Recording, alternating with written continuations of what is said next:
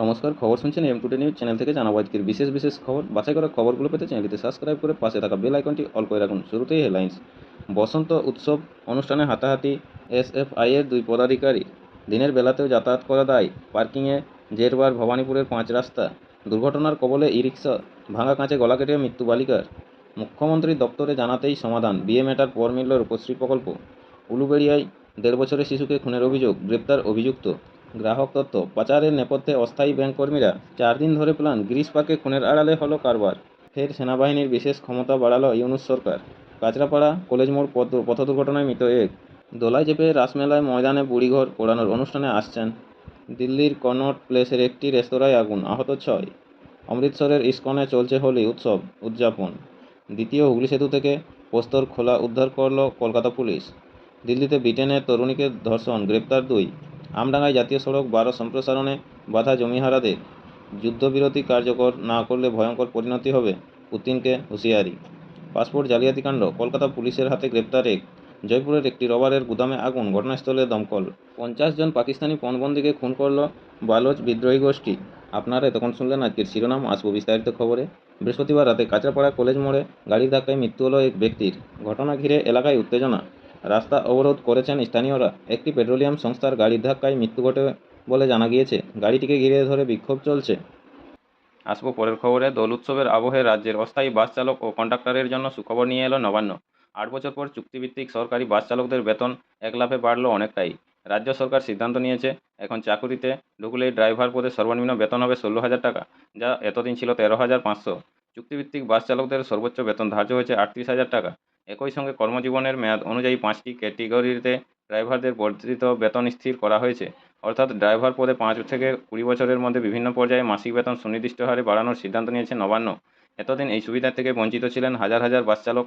2 দশক কাজ করলেও কার্যত একই বেতন মিলত। মুখ্যমন্ত্রী মমতা বন্দ্যোপাধ্যায়ের হস্তক্ষেপে এতদিনের চুক্তিভিত্তিক বাস চালকদের মুখে হাসি ফুটল। সূত্রের দাবি, সরকারি বাসের কন্ডাক্টরদের জন্য এক ফর্মুলায় বেতন বৃদ্ধির সিদ্ধান্ত নিতে চলেছে রাজ্য সরকার। অর্থ দপ্তরের তরফে প্রাথমিক অনুমোদন মিলেছে। সবকিছু ঠিকঠাক থাকলে আগামী সপ্তাহে এই সংক্রান্ত সরকারি বিজ্ঞপ্তি জারি হয়ে যাবে। তবে বাস চালকদের বেতন বৃদ্ধির আদেশনামায় বৃহস্পতিবারই স্বাক্ষর করেছেন পরিবহন সচিব সৌমিত্র মোহন। চলতি বছরের 1 জানুয়ারি থেকে এই বর্ধিত বেতন কার্যকর হবে। অর্থাৎ ড্রাইভাররা মার্চের বেতনের সঙ্গে এরিয়ার হিসেবে 3 মাসের বর্ধিত টাকা হাতে পাবেন। বাম আমলের শেষ থেকে স্থায়ী পদে সরকারি বাসে চালক ও কন্ডাক্টর নিয়োগ কার্যত বন্ধ। লোকসানে চলা পরিবহন নিগমগুলি কর্মচারীদের আর্থিক বোঝা বইতে গিয়ে আরও দুর্বল হয়ে পড়েছে। সেই সূত্রের চুক্তিভিত্তিক ড্রাইভার কন্ডাক্টর নিয়োগের প্রক্রিয়া শুরু হয়। 2017 সালে শেষবার এই পদে কর্মীদের বেতন বৃদ্ধি হয়েছিল 11,500 টাকা থেকে বেড়ে ওই বছরে চুক্তিভিত্তিক ড্রাইভার কন্ডাক্টরদের বেতন হয়েছিল 13,500 টাকা। সূত্রের দাবি, সমস্ত সরকারি পরিবহন নিগমগুলি মিলিয়ে এই মুহূর্তে গোটা রাজ্যে প্রায় 1,000 চুক্তিভিত্তিক চালক ও কন্ডাক্টর রয়েছেন। পাশাপাশি সংশ্লিষ্ট দুটি পদে নতুন করে আরও 950 জন কর্মী নিয়োগের সিদ্ধান্ত নিয়েছে পরিবহন দপ্তর। বেতন বৃদ্ধির এই খবর বিরাট সংখ্যক কর্মচারী ও তাদের পরিবারের সদস্যদের জন্য স্বস্তি আনবে বলে দাবি প্রশাসনিক কর্তাদের। সংশ্লিষ্ট মহলেই কথায়, অন্যান্য দপ্তরের চুক্তিভিত্তিক কর্মীরা 60 বছর পূর্ণ করলে একটি নির্দিষ্ট অঙ্কের টাকা পান।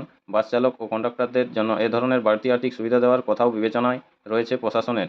গ্রাহক তথ্য পাচারের নেপথ্যে অস্থায়ী ব্যাংক কর্মীরা। ব্যাংক অ্যাকাউন্টে লেনদেনের নোটিফিকেশন এখন মোবাইলেই আসে।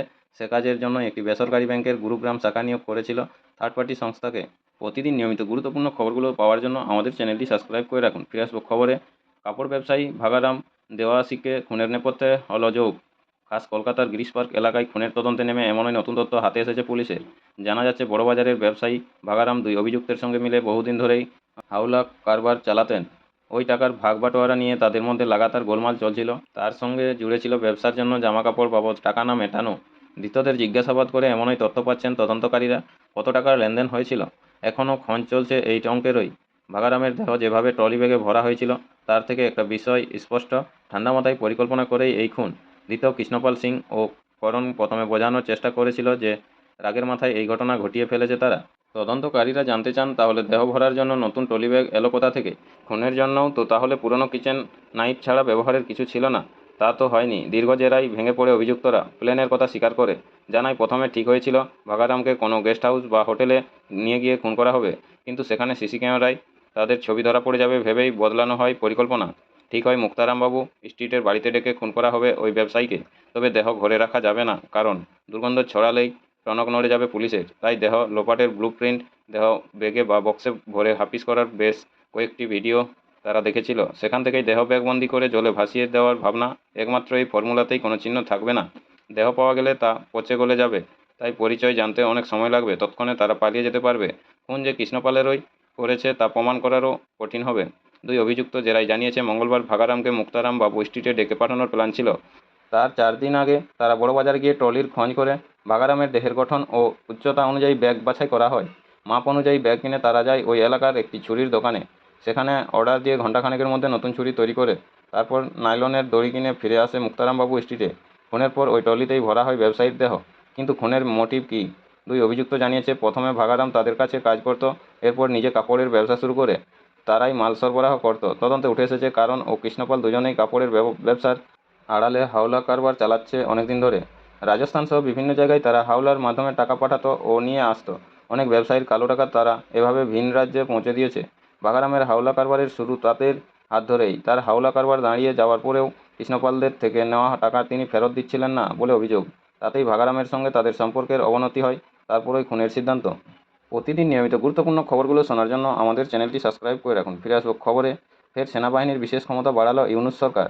ঢাকা, 13ই মার্চ। 7 মাসের বেশি হয়ে গেল মোহাম্মদ ইউনূসের নেতৃত্বে অন্তর্বর্তী সরকার গঠিত হয়েছে বাংলাদেশে। তবুও শান্তি ফেরেনি পদ্মাপাড়ে।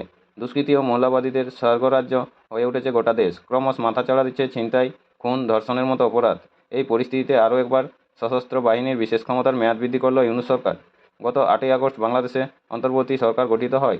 এর কয়েকদিন পরে সেপ্টেম্বরের মাঝামাঝি বিশেষ ক্ষমতা তুলে দেওয়া হয়েছিল 3 বাহিনীর হাতে। ফলে এখন সেনা, নৌ ও বিমান বাহিনীর সদস্যরা নির্দিষ্ট কিছু অভিযোগের বিচার করতে পারেন। আরও 60 দিনের জন্য সশস্ত্র বাহিনীর সেই ক্ষমতার মেয়াদ বৃদ্ধি করল সরকার। বৃহস্পতিবার জনপ্রশাসন মন্ত্রক থেকে এই সংক্রান্ত বিজ্ঞপ্তি জারি করা হয়েছে। কোটা বিরোধী আন্দোলন ঘিরে সারা দেশে সংঘর্ষ ছড়িয়ে পড়লে গত বছরের 19শে জুলাই ভোরে সেনাবাহিনী মোতায়েন করে তৎকালীন আওয়ামী লীগ সরকার। জারি হয় কারফিউ। 5ই আগস্ট শেখ হাসিনা সরকারের পতন হয়। এরপর 8ই আগস্ট দেশের দায়িত্বভার গ্রহণ করে অন্তর্বর্তী সরকার। এখন পরিস্থিতির উন্নতি না হওয়ায় দেশ জুড়ে সেনা মোতায়েন আছে। বিশ্বসেরা 50 বিশ্ববিদ্যালয়ের তালিকায় ভারতের নয়। চলতি বছরে বিশেষ সেরা 50-এ জায়গা করে নিল ভারতের 9টি বিশ্ববিদ্যালয়। তবে শীর্ষ 50-এ ঠাঁই হলেও কিউএস প্রকাশিত বিষয় ভিত্তিক এই র্যাঙ্কিংয়ে ভারতের বেশ কয়েকটি কুলীন শিক্ষা প্রতিষ্ঠান তাদের পূর্বের অবস্থান থেকে পিছিয়ে গিয়েছে। 1 মাসে 1,17,00,000 মদ উদ্ধার। আলিপুরদুয়ার। দোল ও হোলির আগে আলিপুরদুয়ার জেলা আবগারি দপ্তর গত 1 মাসে জেলা জুড়ে অভিযান চালিয়ে 1,17,30,950 টাকার বেআইনি ভুটানি মদ উদ্ধার করেছে। 1 মাসের এই অভিযানে দপ্তর বেআইনি মদ কারবারের সঙ্গে যুক্ত 8 দুষ্কৃতীকে গ্রেপ্তার করেছে। বাজেয়াপ্ত করা হয়েছে 14টি সাইকেল ও 4টি ছোট গাড়ি। 1 মাসের এই অভিযানে আবগারি দপ্তরের কর্মীরা 5,011 লিটার বেআইনি ভুটানি মদ বাজেয়াপ্ত করেছে। বিপুল পরিমাণ এই মদের বেশিরভাগই উদ্ধার হয়েছে জেলার ভারত ও ভুটান সীমান্ত এলাকায়। হোলি ও দোল উপলক্ষে ভুটান সীমান্তের খোলামেলা ভৌগোলিক অবস্থানের সুযোগ নিয়েই দুষ্কৃতীরা এই বিপুল পরিমাণ মদ মজুত করেছিল সীমান্তের এপারে। তারপর অবৈধ এই বিদেশি মদ জেলার চা বাগান, বনবস্তি ও শহর এলাকায় গোপনে পাচার করছে দুষ্কৃতীরা। আবগারি দপ্তর সূত্রে খবর, 1 মাসের অভিযানে এই বিপুল পরিমাণ অবৈধ মদের সিংহভাগই বাজেয়াপ্ত করা হয়েছে ভুটান সীমান্তে। ভুটান সীমান্তের বীরপাড়ার সিঙ্গানিয়া চা বাগানের কাছে ডক্টর কুঠি, নাগডালা চা বাগান, টটুপাড়া, ধুমচিপাড়া, তুলসীপাড়া ও বাগান, দলগাঁও বস্তি ও দলমোড় এলাকায় এই বিশেষ মদ উদ্ধার হয়েছে। একইভাবে ভুটান সীমান্তের কুমারগ্রামের কালীখোলা, কুমারগ্রাম ফরেস্ট বস্তি থেকেও এই অবৈধ মদ উদ্ধার হয়। এছাড়া আলিপুরদুয়ার থানার কুমারপাড়া ও ফালাকাটা থানার সরুগাঁও বস্তি থেকেও বেশ কিছু অবৈধ ভুটানি মদ উদ্ধার হয়। আজ শুক্রবার দোল উৎসব, শনিবার রং খেলা সবার ছুটির মেজাজে থাকলেও দোল ও হোলিতেও আবগারি দপ্তরের বেআইনি মদের বিরুদ্ধে অভিযান অব্যাহত থাকবে। আবগারি দপ্তরের আলিপুরদুয়ার জেলার সুপারিনটেন্ডেন্ট উগেন সেয়াগ বলেন, শুধু দোল ও হোলি উপলক্ষে নয়, আমাদের অভিযান সারা ভারত অব্যাহত থাকে এবং থাকবে। প্রতি বছর দোল ও হোলি উৎসবের আগে চা বাগান সহ ভুটান সীমান্ত এলাকায় মদের চাহিদা ব্যাপক বেড়ে যায়। আর এই সুযোগটাকেই কাজে লাগায় বেআইনি মদের কারবারিরা। সেই জন্য তারা আগেভাগেই ভুটান থেকে বেআইনি মদ নিয়ে এসে মজুত করে। কিন্তু এবার আগে থেকেই সক্রিয় রয়েছে আবগারি দপ্তর। তারা এ পর্যন্ত অভিযান চালিয়ে বিপুল পরিমাণ মদ বাজেয়াপ্ত করেছে। ওয়াকিবহল মহলের মতে, এত কিছুর পরেও ভারত ও ভুটান সীমান্তের বিস্তীর্ণ এলাকায় ভুটানি মদের রমরমা কমেনি। তবে বেআইনি কারবারিদের দৌরাত্ম্য কিছুটা হলেও কমেছে। নমস্কার, এখনকার স্থানীয় সংবাদটি এই পর্যন্তই। পরের সংবাদটি পেতে চ্যানেলটিতে সাবস্ক্রাইব করে পাশে থাকা বেল আইকনটি অল করে রাখুন। সবাই ভালো থাকুন, সুস্থ থাকুন। দেখা হচ্ছে পরের আপডেট খবরে। ধন্যবাদ।